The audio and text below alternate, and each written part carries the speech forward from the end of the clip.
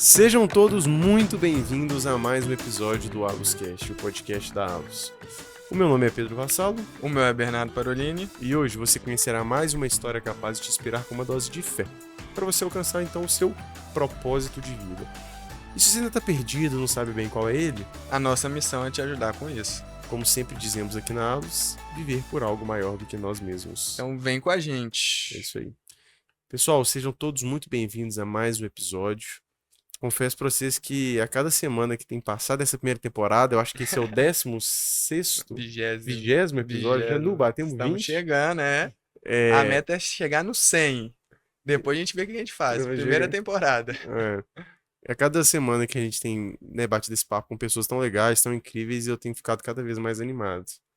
Então, feliz por mais um episódio, feliz por você, Matheus, estar aqui conosco. Obrigado por ter aceitado o convite. Imagina, foi uma honra na hora que o Bernardo falou, tirando só a correria para a gente sincronizar a agenda aqui, né, Bernardo? Mas desde o início eu falei, poxa, claro que eu vou, vai ser um prazer.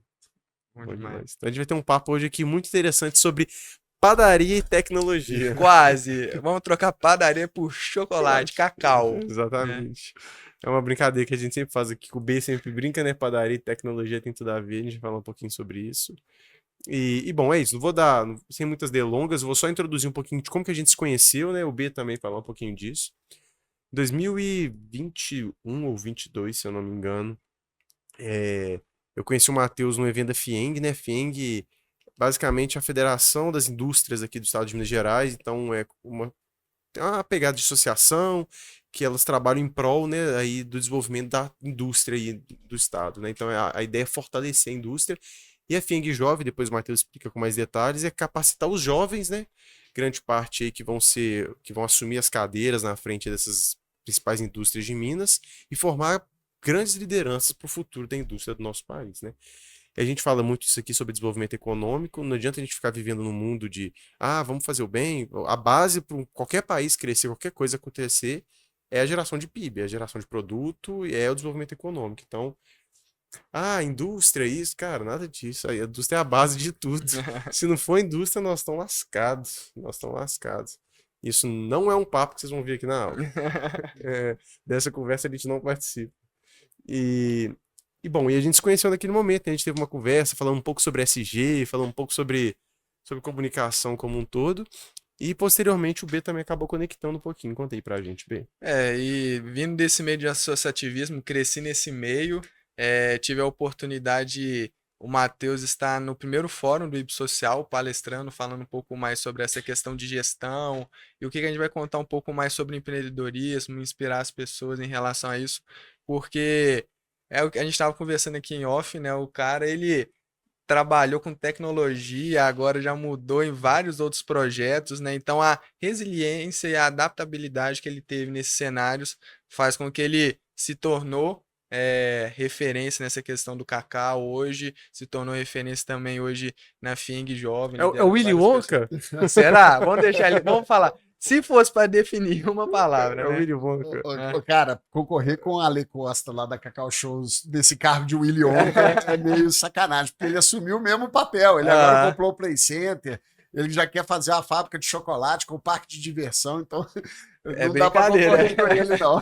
Eles estão gigantes, né? Mas, Matheus, posso dar as honras aí? Por Então, favor. se fosse para te descrever em uma palavra, em uma frase, enfim, mas sem falar o que você faz, quem é o Matheus?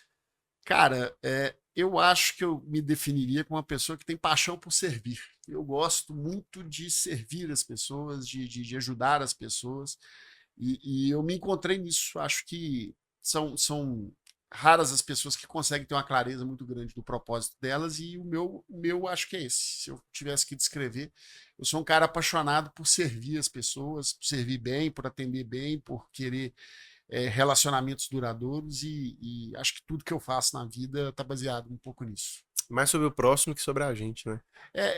Assim, essa questão do servir, ele é um negócio engraçado, porque assim, não é fácil, né? A gente às vezes critica tanto a classe política do Brasil, mas assim, outro dia eu estava comentando em família, né? cara, tem que tirar o chapéu para algumas pessoas que, por mais cara de pau que elas sejam, assim, você ir lá para o meio do povo, atender aquelas pessoas, dar atenção, abraçar, né?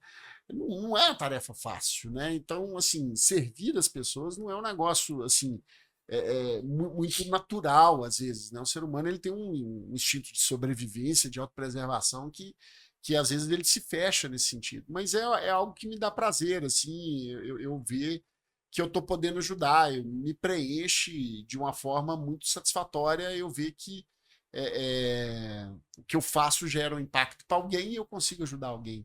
Então eu tive uma clareza muito grande disso, talvez por alguns episódios que aconteceram na minha vida, e também senti muito forte a força que isso tem quando volta para a gente, né? A gente não, muito claro para mim que eu não faço nada para ter retorno, mas acredito muito que a energia que você gera acaba retornando de alguma forma e a gente planta coisas melhores, sem dúvida nenhuma. Legal. E você falou sobre essa questão de ter algumas histórias, né? Algumas coisas que você se lembra por essa área de servir.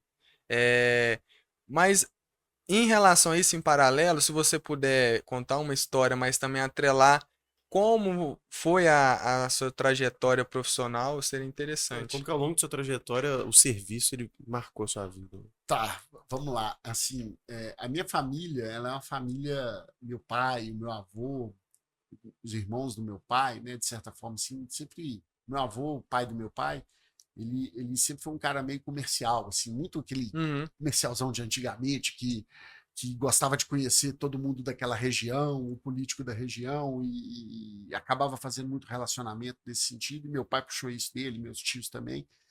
Então, diria que assim, é uma família que gosta muito de vendas. Eu sou apaixonado com vendas, né? E essa ideia do servir, ela acabou se despertando um pouco disso, talvez, porque vender, na verdade, assim, tem muito aquela situação do vendedor clichê, né? Aquele que todo mundo tem um estereótipo dele, que é aquele cara somebody love, etc e tal. E, na verdade, vender é servir, é você ajudar alguém a comprar bem. Na verdade, a gente não convence ninguém de nada, a gente ajuda as pessoas a chegarem à conclusão que provavelmente elas já têm. E aí, assim, na minha vida, meu pai era empresário, chegou a trabalhar numa indústria tinha uma indústria de artefatos de borracha, então por isso que eu estou falando. Vocês se preparem que é muito diversificado, é bastante diversificada o papo. Então ele tinha uma indústria que fazia peça técnica para a indústria de mineração, fazia revestimento de peças técnicas para a indústria de mineração, e por ser uma empresa de engenharia, na época que ele tinha esse negócio, a empresa não tinha muito produto, era por projeto. Então você tinha momentos onde tinha muitos projetos. A gente vivia aquela época onde que as mineradoras, a Vale era estatal, né, a CSN, a MBR, a antiga MBR. Então, assim, ele fazia muito projeto para essas empresas públicas. Então, tinha épocas que você tinha muito projeto e épocas que não tinha projeto nenhum. E aí, no início da vida dele, quando eu nasci, há muitos anos atrás, meu pai já teve uma distribuidora de produto de panificação que chamava Padeirão. Aqui em Belo Horizonte, ali na Rua Timbiras, perto de onde que é o tempo da Universal ali agora, ali descendo. Né? E naquela época ele tinha despertado já para essa questão do chocolate de confeitaria. Ele tem um amigo em São Paulo que conhecia muito o mercado e ele estava capitalizado e ele pensou, bom, eu vou investir na indústria de chocolate, que tem um faturamento mais linear, né? Uma receita ao longo do ano mais linear e com um pico ainda na Páscoa que pode ser bastante interessante. Isso é uma dúvida, eu acho que a maioria das pessoas tem. Então, cacau, enfim, essa coisa nessa área é sazonal ou é perene durante o ano todo e aí na Páscoa aumenta? Só sei que tá me dando fome. É perene o ano todo, principalmente porque, assim, quando a gente pensa cacau, o automático da gente leva a gente a pensar só em chocolate. Mas, na verdade, tudo que é sabor chocolate, se entrar no supermercado e for olhar qualquer coisa, um pão, um biscoito, uma bolacha, um achocolatado, qualquer coisa que tem sabor chocolate, tem cacau. Entendi. Então, você vende isso o ano inteiro. Sorvete, né? A indústria de sorvete. A indústria de sorvete, para você ter uma ideia, chega a ser 60% do sortimento de um sorveteiro sabor chocolate. Você tem o chocolate, você tem um chocolate mais escuro, você tem o flocos, você tem o ninho com não sei o que lá. Brigadeiro. O brigadeiro. E aí, assim, tirar o chocolate do sortimento do sorveteiro e tirar 60% da receita dele, Interessante. dando um número assim. Então aí meu pai pensou em montar uma indústria de chocolate para confeitaria, aquele chocolate com as barras de raspar, aquele chocolatezinho granulado. Aí ele montou esse negócio, depois acabou tendo a oportunidade de vender o negócio de borracha, Uhum. e aí ele ficou mais capitalizado e ele injetou o dinheiro nessa indústria de chocolate, que cresceu muito rápido e por crescer desordenado, ela tinha uma série de problemas, ela era um negócio meio disforme, até que apareceu a oportunidade dele vender esse negócio também. E quando ele foi, a empresa chegou para comprar, tipo, se aproveitou de um momento de oportunidade de vantagem naquela situação que o meu pai vivia. E aí ela ofereceu um valor assim que meu pai precisava aceitar, mas não era o valor que a gente tinha em mente. Mas naquela época a gente já estava fazendo alguns ensaios para produzir o próprio cacau para a gente. O Brasil tinha cacau, né? E aí a gente precisava de um produto barato para vender, para produzir. E aí a gente teve a ideia, assim. Então isso foi um passeio com o urso na floresta. Total. Depois vocês pedem ele para explicar, eu não vou explicar, não, porque foi offline. Vai no Close Friends da Alus. Vai no Close Friends da Alus, lá depois vocês vão ouvir essa história. E aí a gente pegou e aproveitou essa oportunidade, vendeu a indústria, mas assinou um contrato de fornecimento de cacau e aí começou a Imperial Cacau.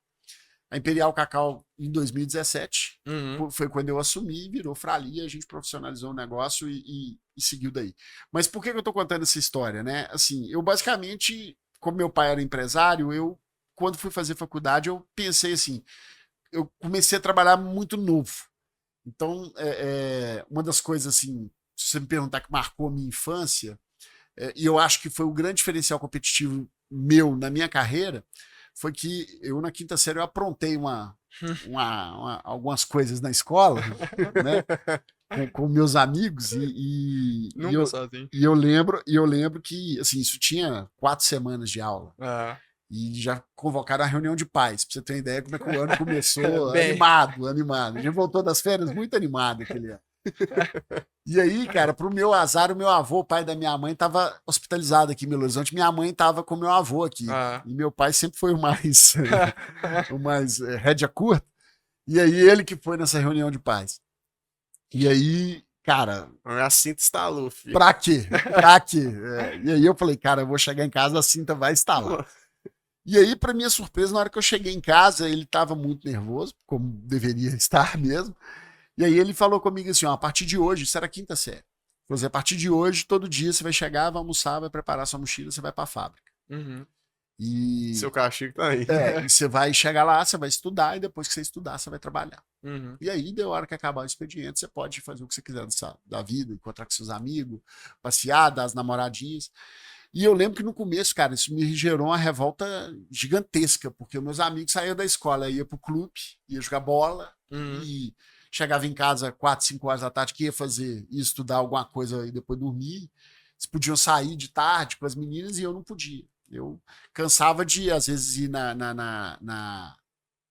eu morava em João Molevade, que é uma cidade pequena, então, às vezes eu ia pro centro fazer serviço de banco, né, levar o de boy mesmo, né, levar, não tinha esse negócio eletrônico, você tinha que levar os boletins para pagar na boca do pegar caixa pegar a fila e tal. Você conhece a Larissa Torres? Larissa. A família dela tem uns postos. Não vou saber o nome, mas o pai dela é bem. A gente chega. Porque Molevade não é muito grande. Estudou comigo do BMEC também. E aí, assim, o que acontecia é que eu ia no banco, fazer o serviço de banco para minha família e encontrava meus amigos lá. No centro da cidade. Centro da cidade, de boa. Eu falava, cara, não é possível. Isso vai ser um castigo e vai passar. E, na verdade, assim, eu perguntava pro meu pai, quando é que o castigo vai acabar? Ele falava, não vai acabar. Agora você vai aprender a virar homem, né? E, cara, hoje em dia eu paro para pensar, eu falo assim, cara, foi sem sombra de dúvida um negócio que, assim, me transformou. Porque eu, muito novo, eu já sabia como é que uma empresa funcionava de cabo a rabo, desde a parte financeira, a parte de produção no chão de fábrica. Eu fui motorista de empilhadeira, motorista de caminhão, eu fui almoxarife, eu já cheguei a ficar com os dedos, assim, todos cortados de contar parafuso. teve uma época que eu aprontei outra. E aí eu ganhei o castigo de fazer um inventário. Inventar no final do ano, né? E aí eu contava os parafusos. Então, assim, eu passei. Nossa, sensacional isso. Eu passei em Inventário várias é a áreas pior da empresa. coisa. Não, inventário é, pelo amor de Deus. E aí, pensa, né? Hoje em dia é tudo digital. Nossa, Naquela época eu tinha que maravilhoso. preencher umas cartelinhas, cara, e colocar no fichário lá, material por material. Então, assim, eu comecei a trabalhar muito novo e quando eu tive a oportunidade de ir para o mercado, eu tinha um entendimento de como as coisas funcionavam que gente formada não tinha, Uhum. né? E uma experiência que estava muito além do operacional já, mas do gerencial mesmo e tal. Então eu cresci muito rápido na minha carreira. Aí eu fiz vestibular e na época eu pensei assim, vou fazer vestibular para um curso que não tenha tanto a ver com administração, porque eu estou vivendo isso aqui na pele. E aí eu acabei fazendo vestibular para direito. Uhum. Eu tinha influência de alguns primos meus que estavam passando para concurso, um promotor de justiça. Eu falei, pô, esse negócio é legal. E aí eu falei, vou fazer direito. E aí, na faculdade de direito, fiquei perdidão, porque eu trabalhava desde novo, então eu cheguei em Belo Horizonte, teve greve da Federal, aí, até que eu falei assim, cara, vou arrumar um emprego. E aí eu fui ser trainee da Câmara Americana de Comércio, porque até então a única matéria que eu tinha gostado na faculdade era comércio exterior. Era comércio exterior. E a atividade, eu achei que eu ia mexer com o comércio exterior, mas a atividade do trainee da Anshan, quando ele entra, é captar associados. Sim. Né? E aí eu caí no que eu fazia para o meu pai, com muito prazer, que a minha família tinha uma certa vocação, que era vender. Uhum. E aí nunca mais parei de vender. Eu acho que na fábrica de chocolate, durante o período de greve da faculdade, meu pai me colocou aqui com a minha tia para representar a empresa em Belo Horizonte. E ali eu me encontrei, no departamento comercial, me encontrei. Bom, da Anshan, eu fui parar no mercado de tecnologia da informação. Aí começa a maluquice, né? E você me pediu para contar um episódio, eu dei essa volta toda para. Depois a gente fala do resto para frente. Perfeito. Mas eu lembro que eu era muito novo, sabia nada de tecnologia da informação, e aí eu entrei numa empresa, depois que eu saí da Anshan, um grande amigo meu, que hoje eu posso chamar ele de amigo, ele é um segundo pai, que é o Serra Negra, me convidou. Cara, gostei de você, eu queria que você trabalhasse comigo. E aí falei, tá, não sei nada de tecnologia. Falei, não, você vai aprender. E aí eu ia nas minhas reuniões com um caderninho e eu ia anotando. O cliente falava assim, não, mas e aí e tal, me conta como é que é a sua empresa, o que você tem aqui e tal. Como é a sua empresa? Como são os seus problemas, quais são os seus problemas, né? E aí ele me falava os problemas dele, eu ia anotando. Aí eu voltava para dentro da empresa com aquilo anotado e falava para os caras da área técnica. Falava, cara, ó, o cara tem esses problemas aqui, como é que nós vamos resolver isso? Então é muito o foco do cliente, né? Tipo assim, cara, eu não fui vender tecnologia, eu fui entender dos seus problemas. E aí, assim, eu aprendi tecnologia. Mas teve um episódio muito legal que a gente foi atender um cliente específico e esse cliente era um cara bastante temperamental, era um cara de fora de Minas Gerais. Vou dar muitos detalhes, porque vai que ele escuta, né? Mas depois a gente ficou grandes amigos. Até a história termina bem. E a gente foi fechar. Esse cara entrou numa empresa que tinha acabado de fazer uma fusão aqui em Belo Horizonte e ele estava consolidando um banco de dados grande. Então, ele tinha que comprar muitas licenças de banco de dados. E aí o projeto era um projeto complexo, porque tinha que aproveitar as licenças dele, mais um valor para pagar que era alto. Bom, esse cara barrigou o negócio até dia 24 de manhã. De dezembro. De dezembro de manhã. E eu tinha entrado nessa empresa que tinha me contratado em agosto. E até então eu não tinha vendido nada. Se você for pensar, mercado de tecnologia, quem conhece, tem um tempo de maturação até longo, mas assim, eu já estava incomodado. Isso era em que ano, mais ou menos? Isso foi 2099? 2003, 2004. Depois da bolha da internet. Foi na virada do bug também, que, né, enfim. Que não foi bug. Que não foi bug, que não teve bug nenhum. E aí, cara... Não, e real, o povo tinha medo mesmo disso? Total. Vai acabar tudo, vai dar pau em tudo. Plantão em todas as empresas, os bancos de dados fizeram teste de estresse, na época foi pesado isso aí. E aí, assim, eu fui para reunião com o cara e com o meu chefe na época e falei, ó, a situação tá mais ou menos assim, o negócio vai desenrolar desse jeito, o cara vai querer desconto, e aí é esse o desconto que a gente tem. Desenhei para ele. E aí eu fui explicar para o meu chefe assim, ó, o aproveitamento das licenças dele é mais ou menos assim. Só aí meu chefe era uma conta tão complicada que ele falou assim, cara, eu não vou aprender isso não. Na hora que ele perguntar lá, você fala. E eu, tá bom. Fomos para reunião. E o cara, tipo assim, ele preparou todo um teatro para aquela reunião, era um negócio grande. E eu rezando, porque aquele negócio era a minha meta, né? Era a minha meta. E aí, no meio da reunião, aconteceu o previsto. O cara virou e falou assim: pô, mas vocês estão me cobrando isso? Cadê o meu crédito? Onde que entra as minhas licenças? E aí eu fiquei. Aí você tirou o caderninho debaixo do braço. Não, no primeiro momento eu fiquei calado, esperando o comando do chefe. Quando eu vi que ele ficou calado, eu entrei. Não, ô fulano, sim. Cara, esse cara ficou nervoso, ele deu um tapa na mesa e falou assim: cala a boca! Tô falando com seu chefe, não tô falando com você, não. E aquilo, cara, eu abaixei a cabeça, assim, eu fiquei muito puto. Vontade que eu tinha era de dar um cara também, né? E aí eu fiquei rezando, cara. Falei assim, cara, contando você assina esse pedido aí, você pode dar mais 4 tapas dele. Só 4. 5 eu não vou aguentar, não. E aí ele acabou que. Não, o meu chefe falou, escuta ele, porque ele que entendeu a conta, é uma conta complexa. Aí a gente explicou, papapá. Bom, enfim, o resultado foi positivo, a gente fechou o negócio, eu bati a meta naquela hora. E aí a gente estava saindo da empresa, porque eu tive que depois já pedir um favor ali dentro da empresa para passar o fax, porque estava todo mundo em fechamento do ano, tinha que buscar o pedido e tal. E aí eu estava esperando o elevador, de repente veio um cara. Não, minto. A gente desceu o elevador, tava esperando lá embaixo, o meu chefe ia pegar um táxi e eu fui pegar um carro. E aí eu tinha acabado de trocar de carro. Na empresa que eu tinha vindo, eu tinha feito umas vendas legais, comprei um carro novinho. E de repente sai esse cara do prédio, desesperado, que ele tinha que ir embora para a cidade dele, pro estado dele, ele é de outro estado, e não tava achando táxi. Ele ia perder o avião. E aí eu falei, ô fulano, você quer que eu te leve? Aquela ideia do servir, né? Bom, resultado, eu salvei o voo do cara, salvei o Natal do cara, chegamos lá no aeroporto, ele conseguiu pegar o avião. No caminho a gente foi conversando e tal, e aí ele ficou muito sem graça na hora que chegou no aeroporto, porque ele virou e falou assim, cara, eu não podia ter feito isso com esse cara.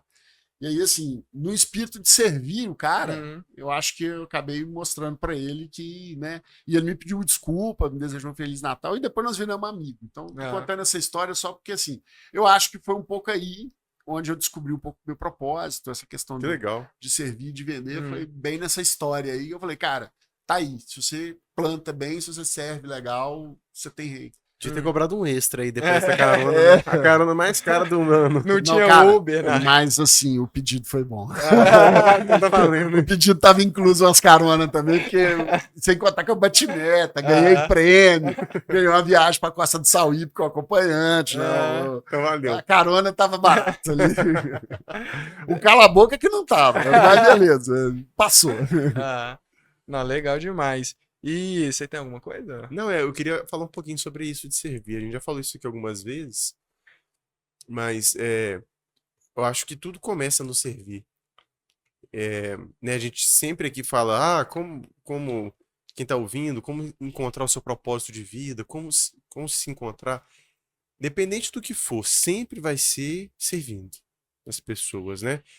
Então nunca é sobre, sei lá, fazer uma garrafinha, é sobre produzir algo que as pessoas vão poder servir água para elas. Você está servindo a matar a sede das pessoas, elas se hidratarem.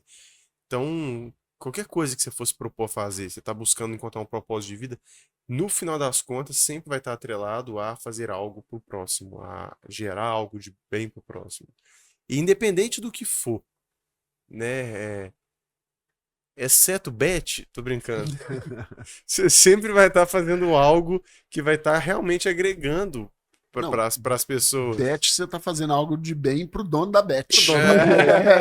Então, a gente tá fazendo algo de bem. Deixa estar servindo. Mas, então, eu sempre gosto de olhar por essa ótica, né? Às vezes alguém me fala comigo, não, Pedro, mas isso que eu tô fazendo não faz tanto sentido, sei lá, trabalho no mercado financeiro.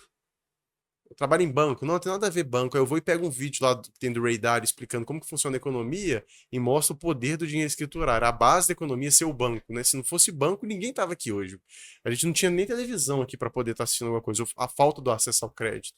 Então, tudo tem a sua importância, né? Esse senso de propósito, ele é um negócio que lá nos Golden Circle da vida, que o Uhum. pessoal fala, mas assim, o mundo descobriu isso de uma forma muito interessante e é o que move o mundo mesmo. Sempre moveu, na verdade Uhum. não estava tão claro, mas hoje isso está exposto e eu acredito muito nisso, assim.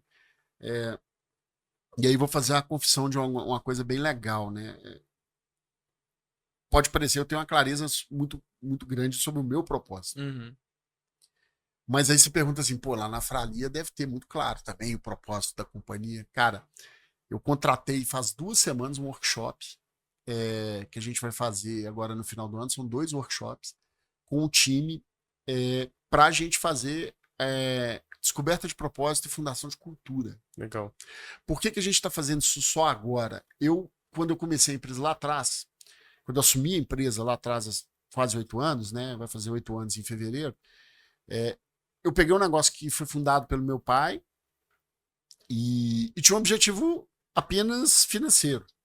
E naquele momento eu falei assim, cara, eu não me sinto à vontade de declarar um propósito para a companhia que vai levar a companhia para frente sem participar mais gente disso aqui. E aí, passados 8 anos agora, a gente começa a ter executivos vindo, pessoas profissionais de mercado chegando na empresa, onde tem que ter um sentido maior do que Tem que ter um, simplesmente um, vender cacau, um Ah, norteador, entendeu? né?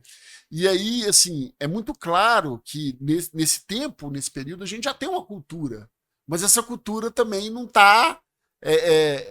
Ela está muito pessoalizada em mim, no meu pai, no Marcos, que é sócio nosso lá, que é o diretor financeiro, e as pessoas também já compartilham ela, mas isso não está exposto. Então, agora, depois de 8 anos, então, eu estou dizendo isso porque essa questão da descoberta do propósito, ela não é um negócio, um botão que você aperta, ou tipo assim, cara, vamos sentar agora e vamos passar aqui numa meditação, nós vamos sair da meditação com um propósito descoberto.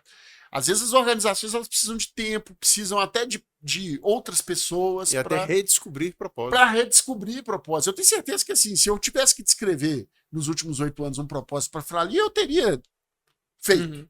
Mas talvez só tivesse significado para mim ou para poucas pessoas, e agora eu acho que a gente chegou a um momento muito de fundação de cultura, a gente está passando por uma expansão grande que faz mais sentido. Né?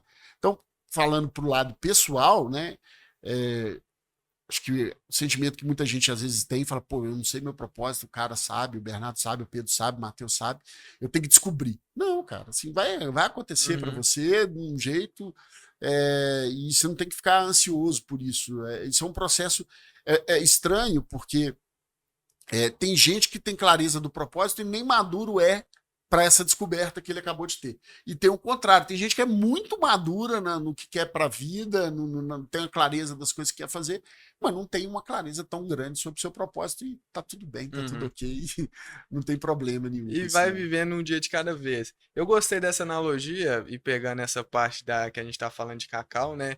É bom que agora o bolo tá maior e dá pra dividir em mais pedaços para as pessoas, né? E entender esse propósito, né?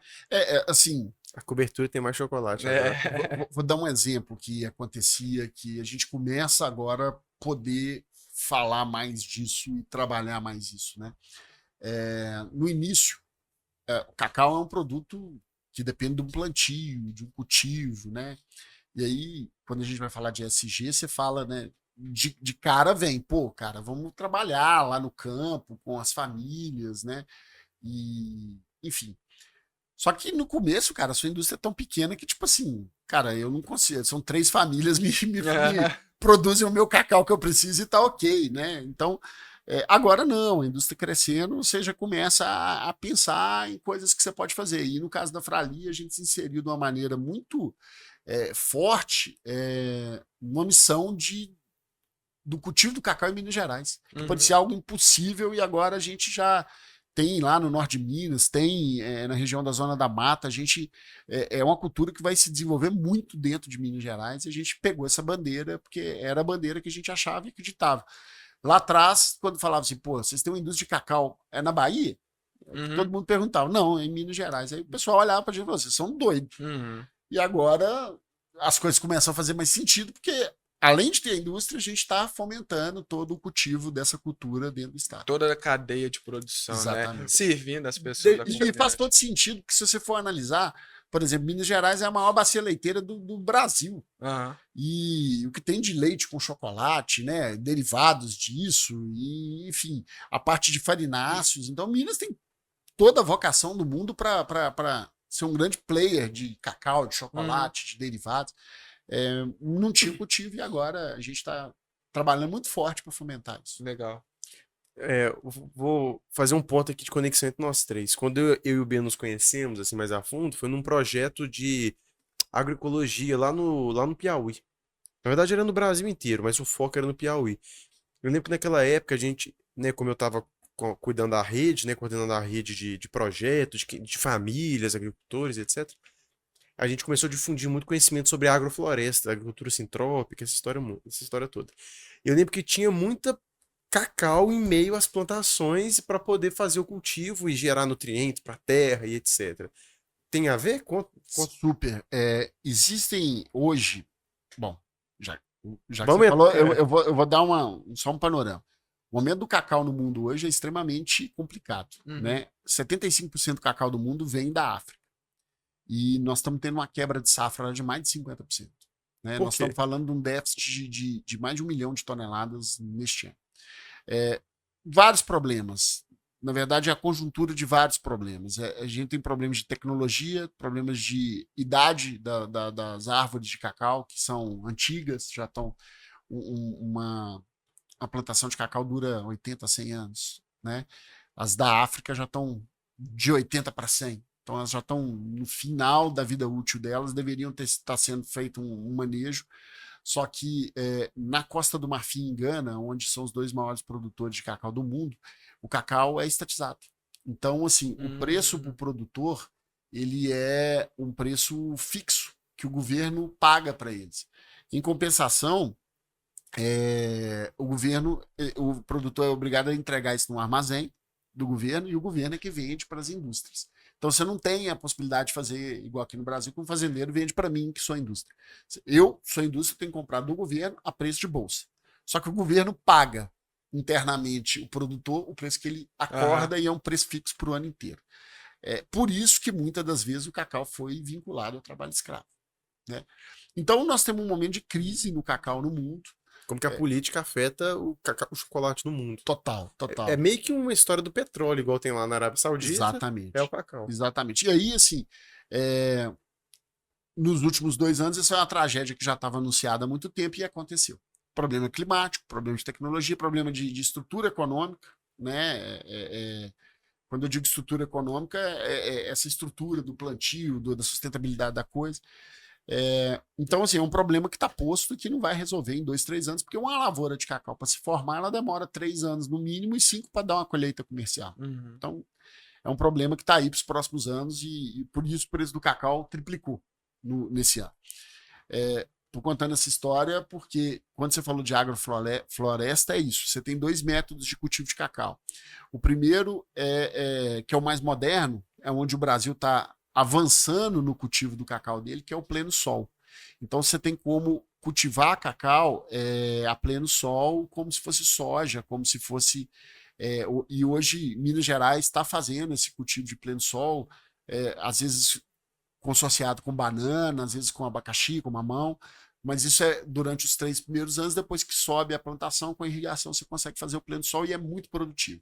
E aí tem um método que é muito mais sustentável, é menos produtivo, mas muito mais sustentável, e que tem a ver muito com a história do sul da Bahia, com o plantio amazônico, que é o método que a gente chama de cacau cabruca, que é basicamente você plantar o cacau dentro da Mata Atlântica, dentro da floresta amazônica. Então, é um manejo menos produtivo, porque ele é manual, você não consegue entrar dentro da selva com máquina. Né? Basicamente a colheita manual, 1 a 1 e tal. Aí você pode ter uma estação de beneficiamento depois que você chega com o cacau, mas assim, a colheita lá é no meio da selva. Mas é super estruturado, super bacana, super sustentável, porque tem tá lá no meio da floresta mesmo, você não desmata nada, sem contar que a folhagem do cacau tem uma série de nutrientes. Então, assim, é um método de plantio de cacau super bacana e bastante sustentável. Tem tudo a ver com a agrofloresta. Legal. E olha que massa, tudo isso que tá falando, sobre servir. É, né, tá caminhando para um lugar, que é o que você está desenvolvendo, para o cacau, para a indústria como um todo se tornar um lugar onde vai estar capacitando pessoas, gerando desenvolvimento econômico na região, é, né, gerando associações, cooperativismo para a produção de cacau sendo incentivado pela indústria. A gente teve duas experiências legais com isso assim aqui na Alus, que a gente foi desenvolver para né, empresas e tal.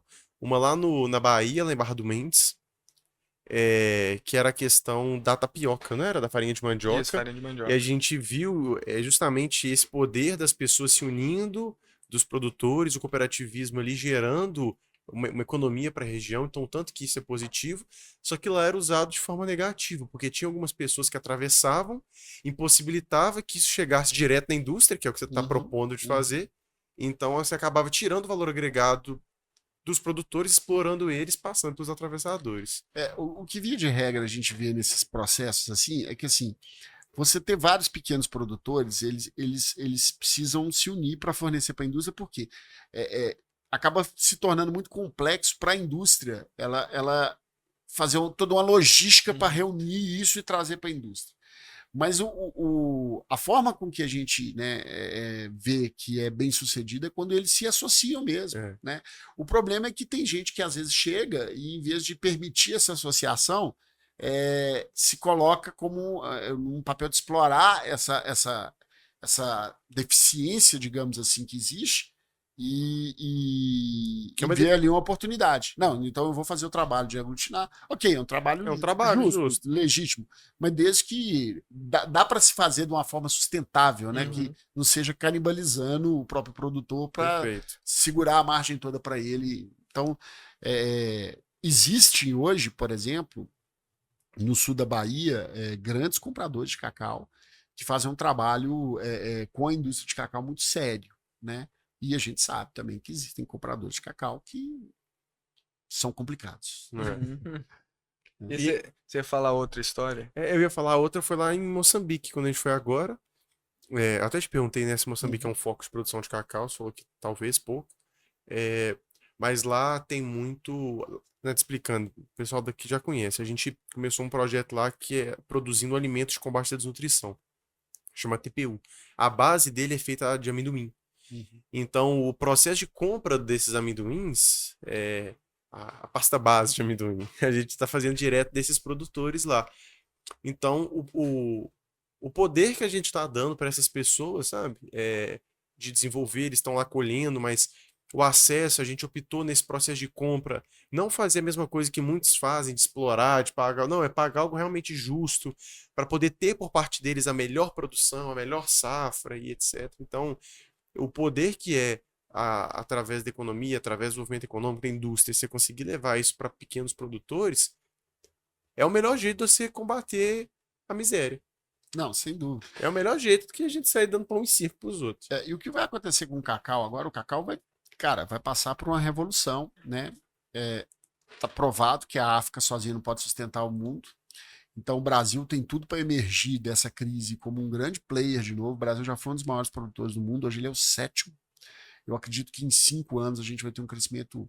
A grande meta do Brasil hoje é se tornar autossustentável. O Uhum. mercado nacional ele demanda aí algo em torno de 260 mil toneladas de cacau ano. No melhor ano que o Brasil fez recentemente, foi 21 para 22, a gente fez 220 mil.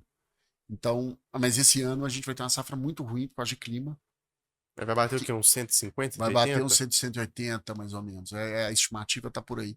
Mas grande meta do Brasil aí para 5 anos, assim, com o crescimento das lavouras, está crescendo muito, está tendo muito plantio, 350, é a gente 400. chegar pelo menos na autossuficiência, né? Pelo menos bater ali 200, se o mercado deve crescer um pouco, com esses preços a gente não sabe que velocidade, mas eu acredito que vai continuar crescendo, é a minha opinião. Mas o Brasil está mirando a autossuficiência. E aí tem uma oportunidade gigante para quem está, para pequenas famílias, porque é um produto que está com valor agregado, não vai baixar. Eu acho que a realidade do cacau, a gente vinha de anos ali, o cacau na faixa de de 2.500 até 4.000 dólares no máximo ali de oscilação. Hoje, se eu não me engano, fechou mais de 8.000 dólares e já bateu 12 mil no primeiro semestre por causa dessas crises. E no início do ano a gente vai ter outro rally de preço, infelizmente, por causa da escassez do produto. A realidade, se você me perguntar, do cacau agora é 7.000 dólares a 8.000 dólares em temperatura, condições normais de temperatura e pressão, que é faltando um pouco de cacau.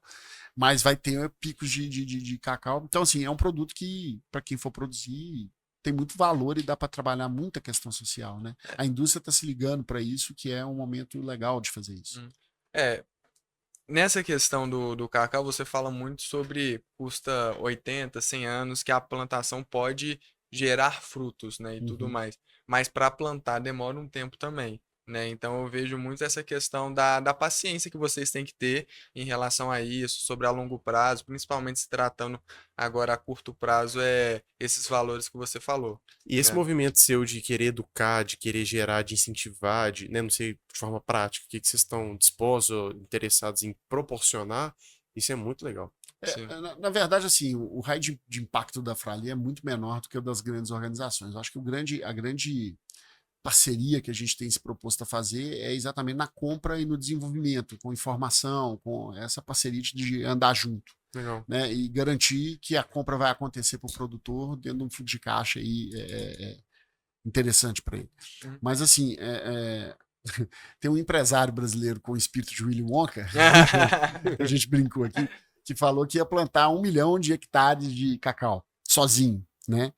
É uma bestialidade falar um negócio desse, porque você perguntou do tempo de plantio, só para, vou dar um exemplo aqui, para 100 hectares, que é 10 vezes menos do que ele falou, você vai ter 1 milhão de mudas, mais ou menos. E para fazer muda para o cacau, é muda clonal.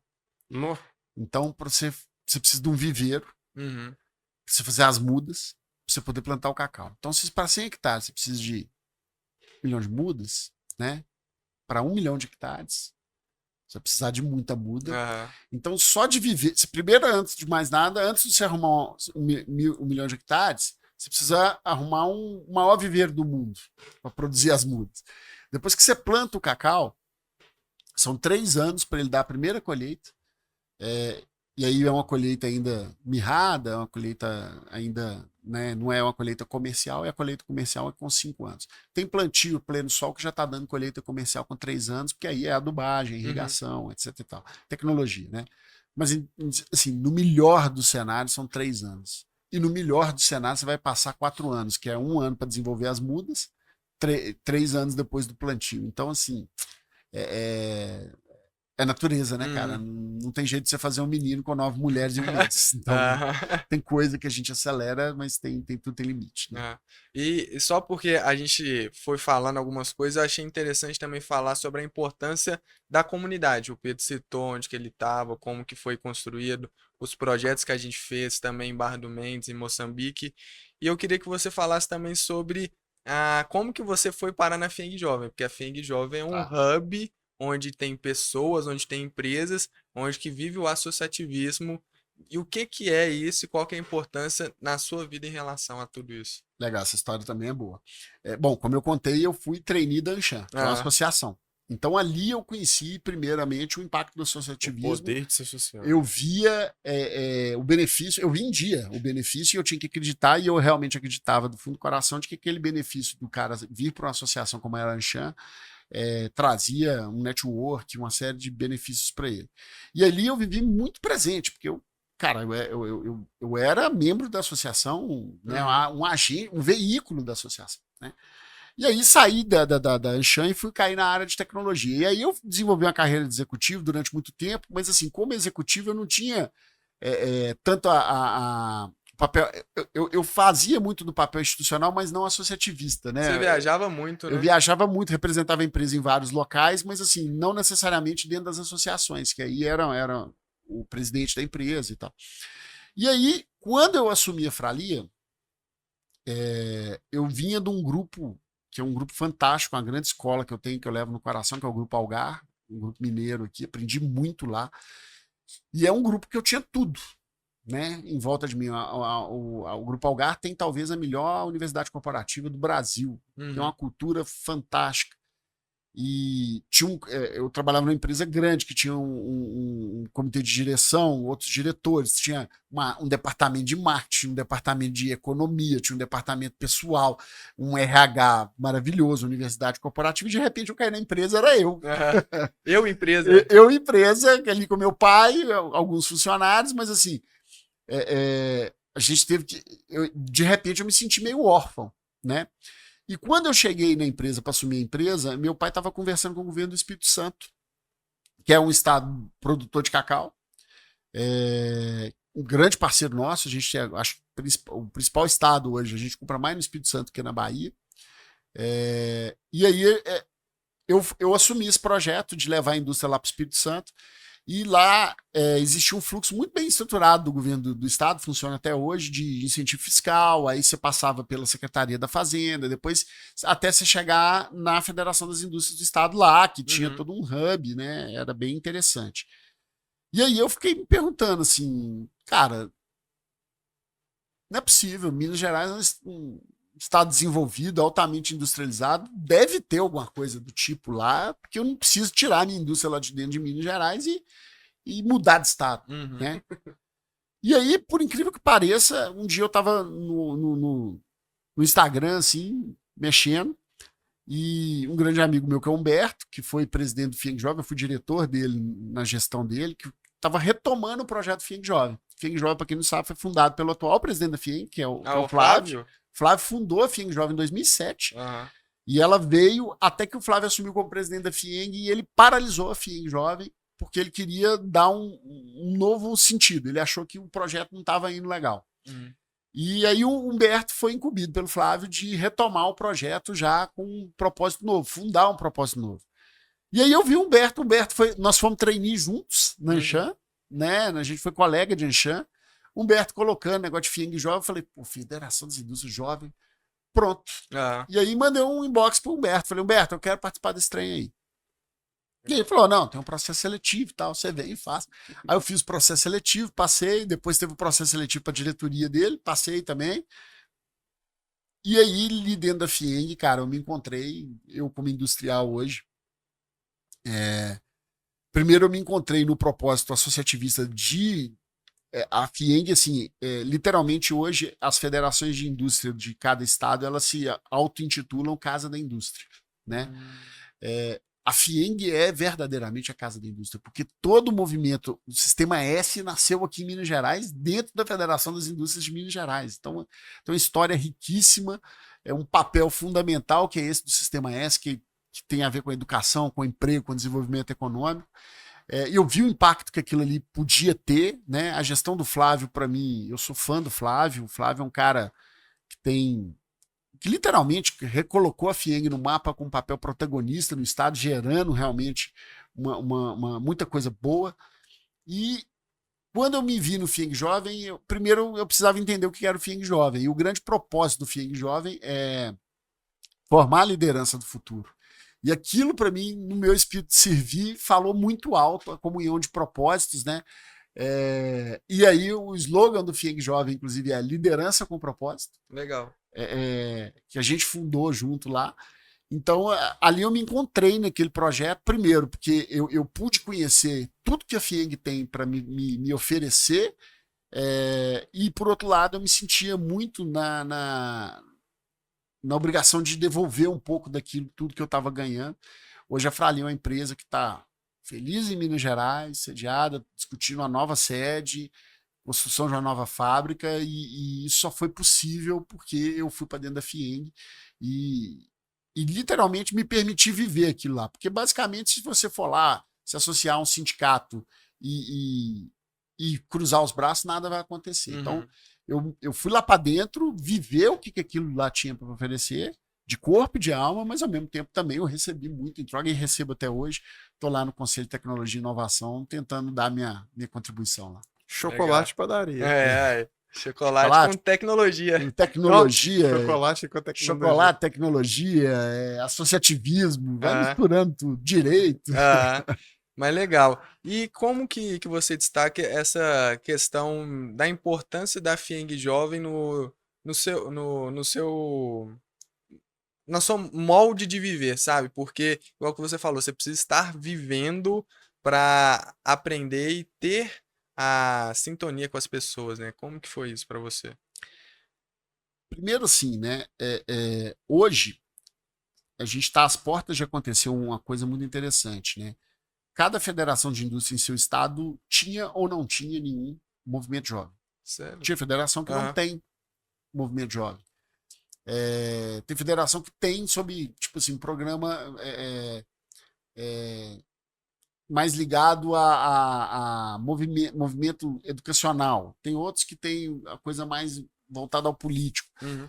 Fato que, assim, a FIENG Jovem hoje ela é referência nacional, graças ao trabalho que a gente vem executando lá, como um programa de formação de lideranças. Então, a gente deu a identidade do FIENG Jovem. O que é o FIENG Jovem? É só um movimento jovem? É só uma reunião de network? É um programa de educacional? Não. O FIENG Jovem tem tudo isso, porque ele é um programa de formação de liderança. Então, está muito claro o papel do FIENG Jovem hoje dentro da FIENG e dentro do sistema. E aí, nós estamos à porta de acontecer agora, provavelmente no evento, no Encontro Nacional da Indústria Jovem, que acontece em novembro, agora na Bahia, um encontro que a gente sediou já aqui em Belo Horizonte em 2021, a oficialização pela CNI Que de legal. um hub, o CNI jovem, na verdade, mas não é um movimento supra os movimentos, na verdade é um grande comitê que vai reunir todas as federações jovens e vai ajudar aquelas que não têm um programa de formação de liderança como FIENG Jovem a formar o programa de formação de liderança. Eu estou contando essa história porque, assim, na hora que você me pergunta qual que foi o papel do FIENG Jovem, cara, fundamental. A base que eu tive ali de entender, por exemplo, o que é o papel do meu sindicato, o papel que a minha empresa deveria cumprir perante a sociedade, como é que a gente se insere no coletivo, a responsabilidade que a gente tem de não se omitir, né? Tem muita gente que é empresário, não conhece o sindicato patronal de qual faz parte, e tem gente lá sentado, transformou aquilo numa empresa quase como se fosse dela, e fala pelo setor com total autonomia, porque simplesmente as pessoas se omitem e não vão lá cumprir o papel dela de exercer a sua parcela, a sua opinião. Digamos assim, é você se ausentar da reunião de condomínio e é levado à 10ª potência. Porque se o cara lá decidir que você tem que dobrar o salário dos seus funcionários e homologar isso no Ministério do Trabalho, você vai ter que cumprir. E isso é o retrato da sociedade brasileira, né? Eu acho que nós todos aqui somos jovens, a audiência de vocês aqui da Alus é uma audiência que eu acho que é para despertar um pouco isso. E tá provado, gente, que o nosso sistema tá falido por omissão. A gente tem pessoas muito menos qualificadas do que vários de nós que estão aqui agora ouvindo o podcast, tomando decisões para a nossa sociedade que a gente julga incompatíveis, assiste o jornal do sofá todo dia e não faz nada para mudar isso. Então, FIENG Jovem despertou um serviço. Não dá nem pra xingar mais nos Twitter, né? O FIENG Jovem despertou esse espírito de servir em mim de novo, de uma maneira muito forte, mas com a consciência também muito mais madura, né? Aquele processo que eu falei de amadurecimento, propósito. Hoje eu tenho uma clareza muito grande de que, assim, esse papel que eu exerço dentro da FIENG, eu posso até ter mais dedicação que algumas pessoas, mas não é opcional, é um negócio assim que eu estou prezando pelo meu setor e certamente também pela sociedade, por ter uma opinião forte dentro da sociedade que conduza talvez para o caminho que eu entendo que é o mais correto, melhor, com também toda a vênia, caso a minha opinião não seja a melhor, de que se adote outro caminho. Mas eu acho que associativismo, o grande recado dessa história, associativismo ensina muito ao empresário o diálogo. Porque a gente está acostumado, às vezes, a ficar dentro da nossa empresa e lá a gente é dono da empresa, a última voz é sua e, no fim, é a que prevalece. Quando você está no associativismo, você senta na mesa com vários do seu setor, muitos deles concorrentes, e você é obrigado a debater e convencer as pessoas de que o caminho é aquele, essa é a melhor opinião. Então, esse exercício para o empresário ele é muito bom. Ele ajuda a baixar os egos mais inflados, ele ajuda a desenvolver o diálogo, e isso para as equipes nossas passa a ser muito positivo, que a gente aprende a escutar muito mais. E dentro do ambiente associativismo não adianta você simplesmente dar um tapa na mesa e falar que aqui quem manda sou eu, porque não é assim que acontece. Igual Né? aquela história que você falou do cara. Não, pô, não quero falar com você, eu quero falar com seu chefe, né? Mas você falou sobre essa questão. Primeiro, eu só queria também falar a importância de participar de grupos. O pessoal sabe que eu corro e eu tô fazendo parte de um que chama Big Day, né? Correu ontem 63 quilômetros. 63. Maluco. Tô vivo por enquanto. É. Não tenho família, Chegou não tenho mancando aqui. nada. Mentira, chegou não. Não, tá doendo, tá pesado. Mas a gente reúne para falar sobre um livro. Ele tá falando sobre hábitos atônicos, né? Atômicos. Atômicos. Atômicos. E aí a gente tava lá falando e uma das frases que o pessoal falou é: não fazer nada também é fazer uma decisão, né? Sim, Então é essa questão perfeito. da importância de estar presente nesses movimentos, porque você precisa estar a par e a partir disso, se você quiser servir e causar algo na sociedade, você precisa estar conectado com pessoas. O Flávio tem uma frase, eu vou citar o nome dele, porque eu acho que a frase é tão boa que merece a citação do autor, né? Eu não sei se a frase é necessariamente dele, mas eu ouvi dele, né? Ele fala que na vacância da boa liderança, qualquer liderança serve. Perfeito. E é o retrato da nossa sociedade hoje, né? Tem gente que questiona um prefeito, um deputado. Cara, como é que esse cara foi parar aí? Simples.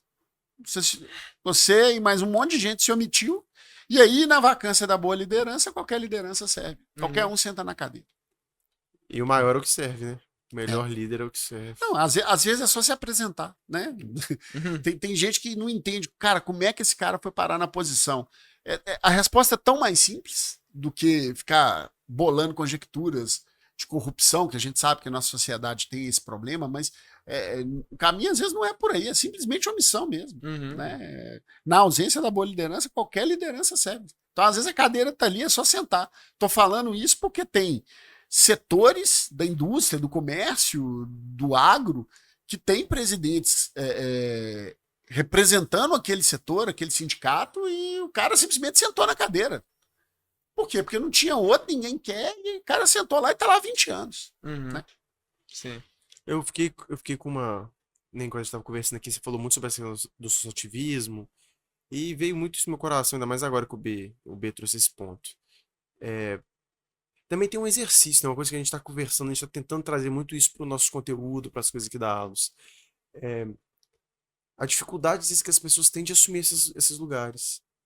A dificuldade que as pessoas têm de ter foco, de ter fé, determinação, de correr atrás. Para você, onde que está a base desse problema? A nossa sociedade, ela convive com um problema crônico de corrupção e as pessoas elas tendem a entender a política como corrupção, quase que automaticamente, né? A ponto da gente, depois da Lava Jato, ter situações onde fazer política ficou quase como se fosse um pecado, né? Então, por exemplo, eu via, às vezes, um partido negociando uma pauta com outro partido e as pessoas falando, gente, mas que absurdo. Gente, isso é política. Sim. Isso é política. O cara, às vezes, está abrindo mão de um interesse para conquistar outro. E isso não é negociata, não. Isso é política. Política é assim. Funciona. Pelo menos a história da sociedade mostra que sim, né? Enquanto a gente não tem um outro sistema, talvez, que substitua esse democrático, segue sendo esse. E aí a gente via, por exemplo, né, partidos, por exemplo, falando que não, eu não faço política. Cara, então, peraí, você é um partido político, você não faz política. Como assim? É igual você ser uma empresa de cacau e não vender chocolate. Como assim? Né? Eu não converso com outros partidos. Isso não existe, né? Então, mas isso também é um movimento que cresceu. Claro. Mas aí que eu tô perdendo falando. forças. Mas aí que eu tô falando, eu acho que é tudo parte de um processo, né? A gente passou por um processo, assim, uma fissura muito grande com esse negócio de corrupção, onde todo mundo abominou aí criou isso. oposto, e a sociedade brasileira ela já vinha do conhecimento do tamanho da corrupção do país, só que isso nunca tinha ficado estampado na cara de todo mundo, assim, a olhos vistos. E a verdade é essa, as pessoas, elas não querem se envolver porque elas sabem que elas vão ter que lidar com esse tipo de coisa. E lidar com esse tipo de coisa é conflito. O ser humano, naturalmente, ele foge de conflito, né? O que eu estou incentivando aqui, gente, não é para todo mundo começar a descer para reunião de condomínio para quebrar o pau, não. Mas assim, a gente tem que começar a entender que, como você mesmo disse, Bernardo, assim, não fazer nada também é uma escolha. E aí, assim, essas pessoas, elas vão tomando os espaços de uma forma assim, porque elas não têm pudor, elas não têm vergonha de fazer o que elas fazem. Então, se a sociedade de bem não entender isso e não começar a ocupar os espaços, realmente fica muito difícil, né? Então, é um problema cultural, acho que, da sociedade. Nós temos uma população que, assim, em termos educacionais, precisa, né? A gente precisa trabalhar muito isso no Brasil, mas, fora isso, a sociedade de bem, a classe média, tem muita gente no Brasil se omitindo que não deveria se omitir, mesmo sabendo que isso cara, se você for pegar a história da sociedade, as grandes revoluções que aconteceram, ninguém fez isso do sofá de casa, entendeu? As pessoas tiveram que tomar partido e fazer alguma coisa e tomar, em alguns momentos, ir para o conflito, por que não? Conflito que eu estou dizendo, não estou aqui incentivando a violência, a gente está incentivando ao diálogo, obviamente, um diálogo e posições firmes. Olha, isso é algo inadmissível que não vai acontecer mais, ponto, né? Enfim, é uma crise de valores, o mundo passa por isso, a sociedade brasileira também, né? Sem convicções políticas aqui, mas assim, né? Nós temos hoje um presidente descondenado e um ex-presidente também inelegível. Aí o senso de justiça nosso fica bastante míope, mas no fundo é uma crise de valores, né? Os extremos não vão resolver o problema. Definitivamente, perfeito, a gente precisa achar o meio termo. E como que você vê isso? Porque você sempre está falando sobre essa questão da importância que você aprendeu na FIENG Jovem de ter um diálogo, de ter essa questão de ouvir as pessoas, ter a importância do papel de entender que existem diversas áreas, diversas pessoas que estão com opiniões diferentes. E hoje a gente vê que quando a pessoa vai criar empresa, empresa, igual você falou, vai fazendo, vai fazendo. Você falou agora também sobre a importância de trazer uma empresa para fazer esse propósito, mas creio eu que tem um papel principal na questão do conselho que você montou, né? Sim. E qual que é a importância do conselho hoje, na sua visão, nas empresas, e como foi esse processo hoje? Tá. No nosso caso especificamente, eu depois que saí da FIENG Jovem, a FIENG também tem um curso de formação de conselheiros muito bacana. Eu fiz o curso, era como é que fala? Grade até do meu plano de formação de liderança como presidente do FIENG Jovem, e fiz o curso. E como é que eu vejo, né? Eu sempre pensei a minha empresa quase que como um filho mesmo, mas assim, não é numa visão de pai super protecionista, não. É numa visão de um pai que cria um bom filho. Como é que eu vejo isso? No começo da empresa, você está ali acompanhando todos os passos, você cuida de tudo, você dá comidinha na boca, literalmente. Aí a empresa vai crescendo e ela começa a querer se socializar, ela começa a ter os amiguinhos e você acompanha.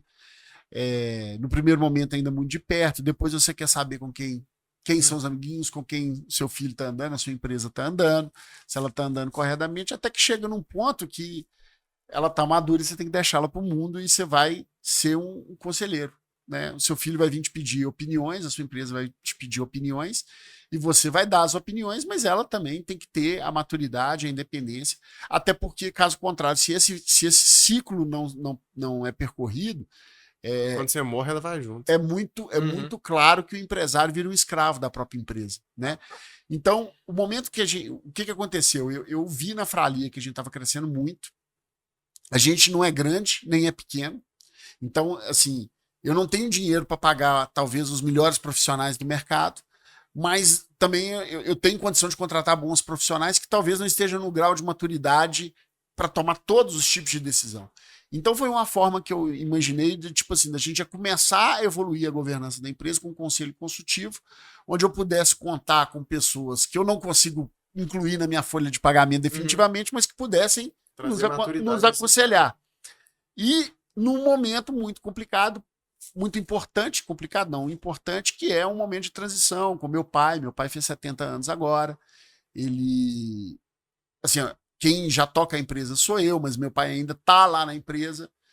Não é do desejo nem dele nem meu que ele simplesmente pare de ir lá, porque aquilo ali é a vida dele, ele fundou a empresa, mas ao mesmo tempo a gente precisa de que as pessoas ganhem autonomia, tomem as decisões e que ele seja Uhum. um dos grandes conselheiros. Então, também foi uma forma, ele que é um cara de vida inteira, foi o cara de fazer, e não tem essa educação do que é uma governança, de também conduzi-lo para um novo papel, que ele não sabe, mas eu estou tentando ensinar para ele que é um papel que não é mais da operação, é um papel de apontar caminhos, de ajudar com a experiência dele. Então, foi uma uma quebra grande para ele, né? Sem dúvida nenhuma, não é um processo fácil, processo de sucessão. Mesmo quando se tem autonomia, por exemplo, hoje eu sou investido da autonomia da empresa, a empresa é minha, sociedade de contrato social, de tudo. Mas eu tenho uma relação de respeito com o fundador, né? Nem com meu pai, com o fundador da empresa.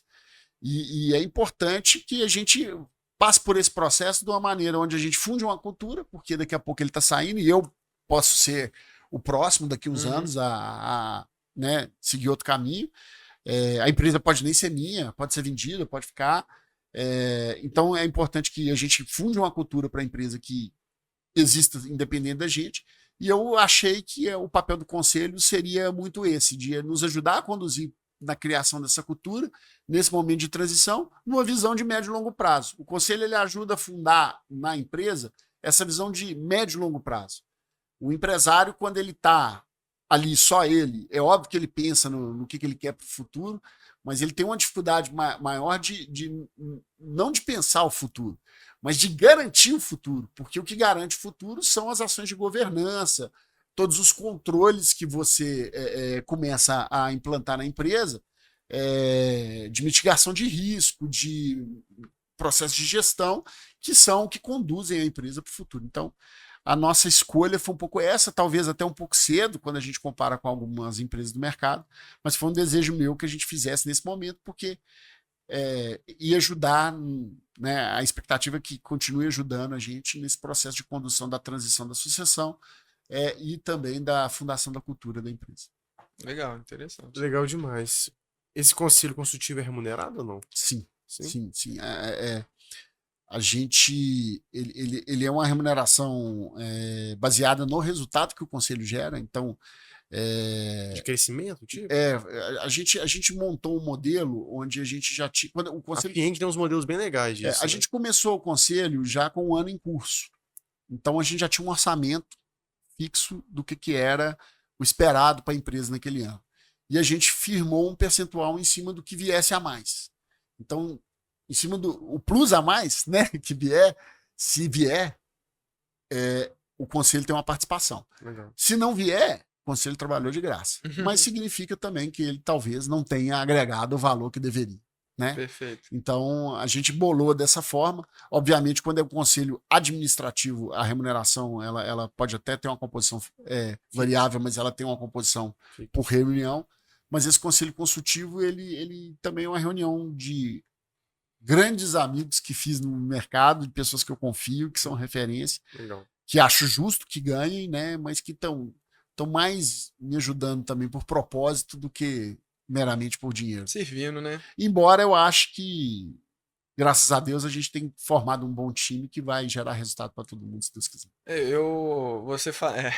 Você falando muito essa questão de você plantar, de servir, tudo que, partindo do que a gente está conversando aqui, do que você fez, tanto na FIENG quanto em outras empresas, agora você está colhendo, né? Colhendo um cacau bom, né? Onde que as pessoas estão te ajudando. Eu vejo que é muito isso, são ciclos, né? Ô Bernardo, eu assim, a vida vai dando sinais pra gente, né? Que a gente tá fazendo as coisas por um caminho correto.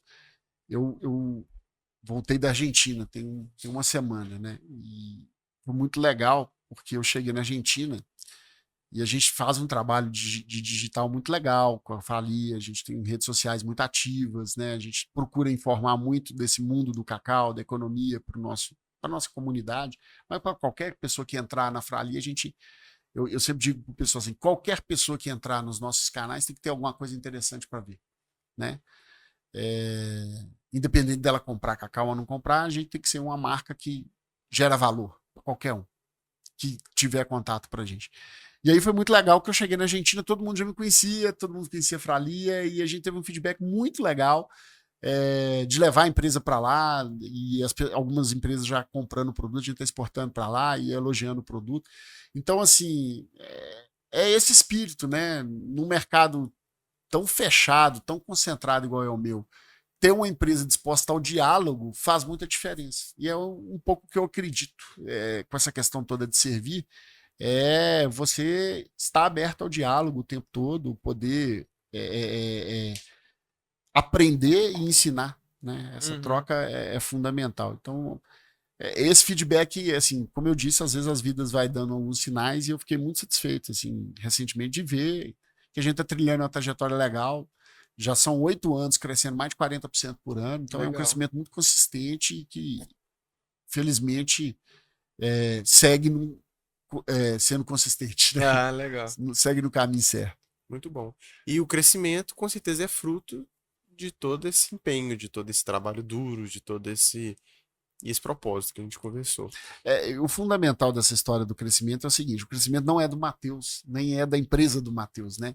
A empresa cresceu 40% porque as pessoas que estão lá fazendo parte dela estão entendendo esse espírito, estão crescendo junto com ele. Então, eu sempre brinco, né? Os números mostram que a gente cresceu 40%, mas esses 40% é um negócio assim, as pessoas estão crescendo muito mais. O que eu vejo, assim, da prosperidade que a gente está gerando, outro sinal muito legal, né? A gente, hoje, no prédio que a gente está lá na fábrica, na entrada não tem uma área grande para estacionamento, assim, né? E de repente isso virou um problema, porque os funcionários todos têm carro e vão trabalhar de carro, mesmo os de chão de fábrica. Então, teve um dia que eu falei assim, cara, que problema legal que a gente gerou, né? Porque assim, eu queria, como é que fala? Não ter esse problema seria muito pior, né? Então tá lá hoje, a gente já bolou algumas soluções, assim, mas é muito legal ver. Diz igual São Paulo, cada hora é um placa. Ver a prosperidade dos caras que estão lá, todo mundo com carro, né?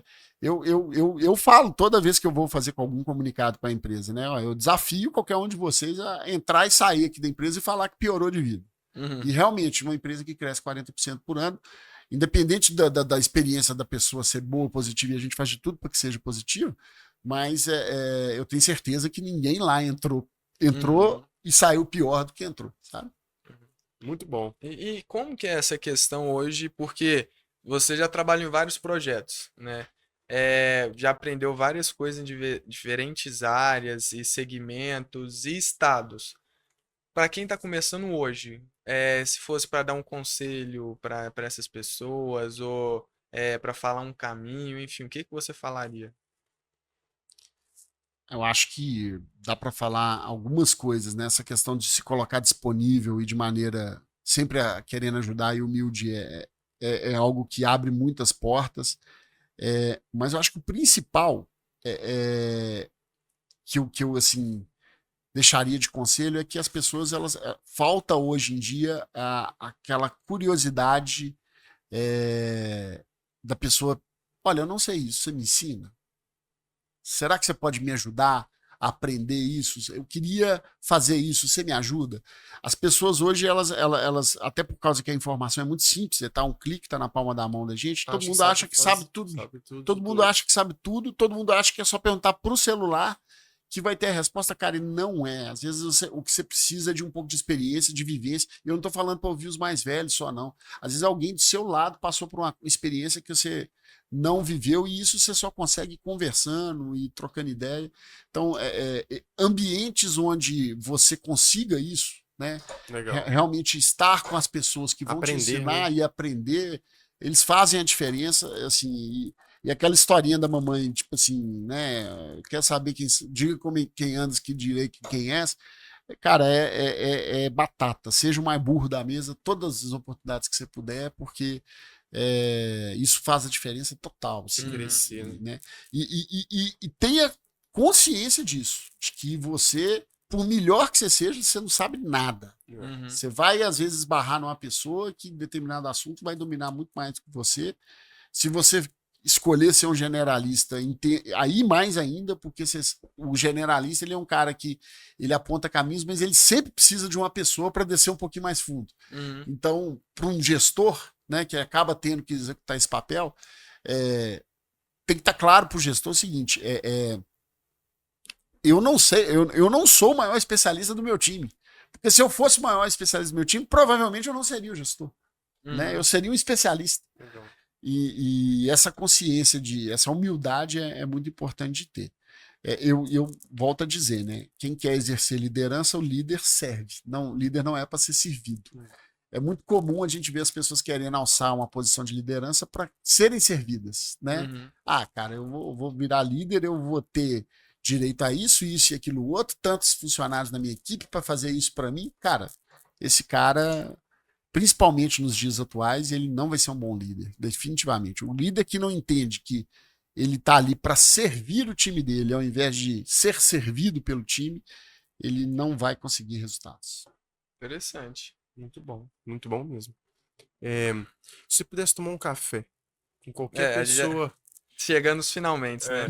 com qualquer pessoa que já esteve aqui conosco, ou que está, que você não tem acesso, ou tem, enfim, quem seria essa pessoa? Puxa vida. Mas aí eu não sei todas as pessoas que tiveram aqui já. Não é que na Aldos, não. Ah, Na vida. na vida. Você vai, eu queria tomar um café com Michael Jackson, sei lá. Cara, assim, eu vou falar uma loucura aqui. E é controverso, porque tem histórias prós e contras a esse cara. Mas é um cara que eu sou fã. Eu sou um cara, assim, totalmente mercado, totalmente liberdade. Mas aí vocês vão falar assim, pô, não tem nada a ver, mas é um cara que eu sou realmente muito fã dele, que era o Nelson Mandela. Eu gostaria muito de conversar com o Nelson Mandela, porque eu já tive na África do Sul, conheço um pouquinho da história dele, sei que é controverso, porque tem gente que vai falar que o Nelson Mandela foi terrorista, foi bandido, foi isso, foi aquilo, né? Mas assim, no fundo, na hora que você pega o filme, não a foto, né? Você pode tirar várias fotos do Mandela, o Mandela bandido e o Mandela realmente uma liderança mundial. E eu lamento muito, por exemplo, assim, que o Lula por algum momento eu achei que ele seria algo parecido, cara, e ele escolheu um caminho muito triste, na minha opinião. Então, o Mandela é um cara que, para o mundo, para o sul-africano, né, ele representou algumas coisas muito legais, assim, de igualdade, né, e dessa luta, até preservando a liberdade, né, não é só olhando. Então, é um cara que, sei lá, eu queria ter tido a oportunidade de ter tido um papo com ele. E embora lá a questão do apartheid tenha terminado, é muito claro e presente ainda Claro. o abismo social que existe lá dentro, né? Sim. A gente viu muito disso até do ponto de vista racial, né? Lá tem pessoas muito brancas, e pessoas muito negras, então assim, são opostos economicamente diferentes. Eu lembro que teve uma experiência, a gente teve uma experiência no aeroporto, eu e o Dani, quando a gente chegou lá, eu não sei se eu entendi, porque o inglês deles é bem difícil de compreender lá.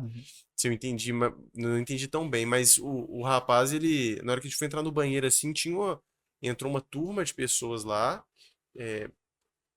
negras, e por algum motivo ele pediu pra gente entrar pra deixar a gente entrar no banheiro. Eu não sei se eu fiquei sem entender um pouco disso, mas isso parece que é uma coisa cultural realmente enraizada lá. Ainda tem, nós passamos por uma situação lá na África do Sul bem interessante, que assim, a gente estava num hotel e a gente alugou uma van para fazer um passeio em alguns vinhedos. E aí o motorista nosso era negro, um cara que ficou o dia inteiro com a gente bebendo vinho, a gente tava, né, Alegre. feliz da vida. E aí na hora do almoço, a gente parou para almoçar, a gente falou, cara, não, vem almoçar com a gente. E o dono do restaurante, cara, não queria deixar o cara sentar na mesa. E assim, aquilo foi chocante pra mim, Chocante. porque assim, Eu fiquei chocado com isso. cara, como assim? E aí a gente brigou e falou, cara, se ele não sentar, eu também não sento. E aí foi uma situação complicada, porque de repente ele ficou se sentindo muito, muito constrangido. E aí a gente parou de insistir, porque a gente viu que ele já não queria mais. Sabe? Ele, tipo assim, Se eu for, eu vou obrigar. Na verdade, Tipo, a gente estava com o coração cheio de bondade para tê-lo conosco e a gente acabou gerando uma exposição que ele já sabia que aquilo ia acontecer e a gente insistiu. E, assim, no fundo foi muito chato, sabe? Porque a gente não queria fazer ele passar por aquilo e a gente acabou provocando uma situação totalmente indesejada. Mas o que eu ia dizer sobre o Mandela, que me admira muito, assim, embora ainda exista esse problema tão grave na África do Sul, ele é um cara que, durante o período que ele teve vivo, mesmo os caras mais radicais do apartheid, os brancos lá, né, mais radicais, respeitavam muito ele. E eu acho que é muito difícil você e contra uma coisa não e conversar na respeitar mesa, uma né? pessoa que você não concorda, sabe? O cara que conquista isso é muito diferente, né? Caso nós temos outros tantos líderes, um Obama da vida, então assim, são pessoas que merecem um respeito muito grande. Então, essa questão do respeito é algo que eu observo muito e eu acho que Mandela conquistou isso. Concorde ou não com o Mandela, todo mundo respeita o que o Mandela fez e a história que ele fez. É um pouco o que eu busco para mim, né? Eu acho que se um dia que eu estiver deitado no paletó de madeira lá, as pessoas vão olhar e que eu gostaria que, olha, o cara não concordava com tudo que ele fazia, não, mas eu respeito. Ele é um cara que fazia com convicção, com corretude, com ética e é isso. Legal. Bom, já que você respondeu, aí é o nosso momento também de responder, né? Uhum. Eu fiz aqui uma breve pesquisa também para entender um pouco mais do que se trata, né? Mas existia a Margaret Thatcher, né? Onde que ela falava muito a importância do indivíduo e depois do coletivo, né? Figura Então, fantástica, é uma das sem pessoas dúvida. que a gente conversou muito aqui do papel do indivíduo perante a sociedade de servir e a partir disso gerar uma transformação.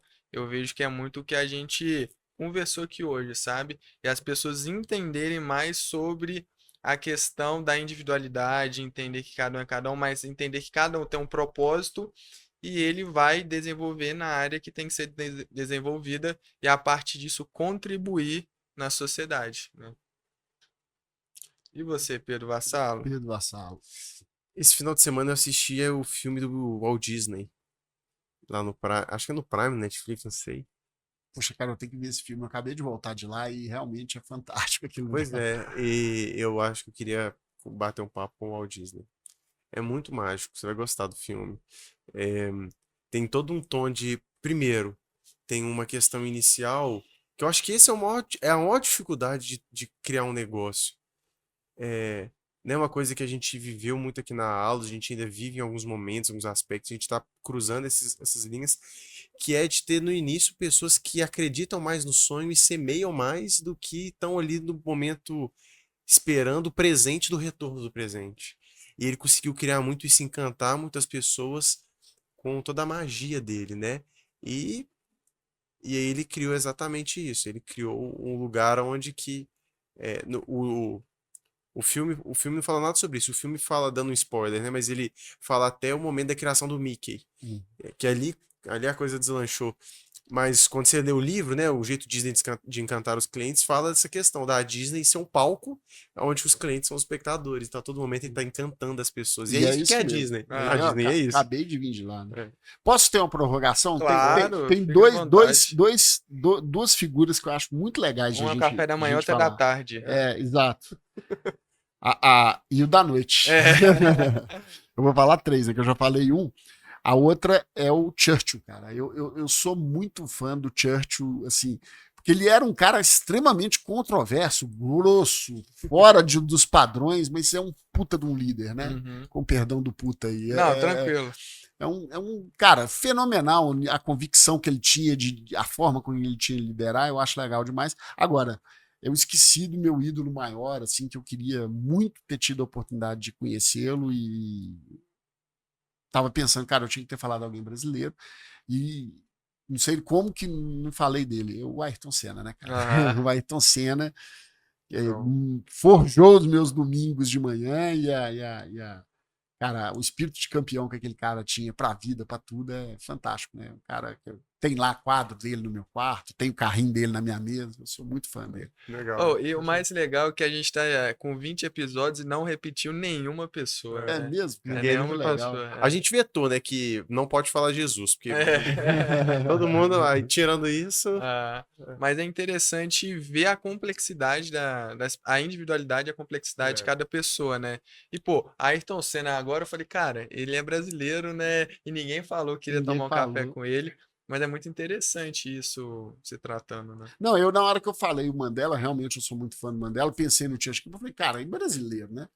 E eu falei, como é que eu esqueci do Senna? Eu sou Ah, muito fã do cara, assim, todo ano, no aniversário da morte dele, eu posto lá as coisas dele, como eu disse, eu tenho os carrinhos na minha mesa, tem tudo, e eu tenho muito forte na minha memória, porque ele morreu no dia 1º de maio. sim.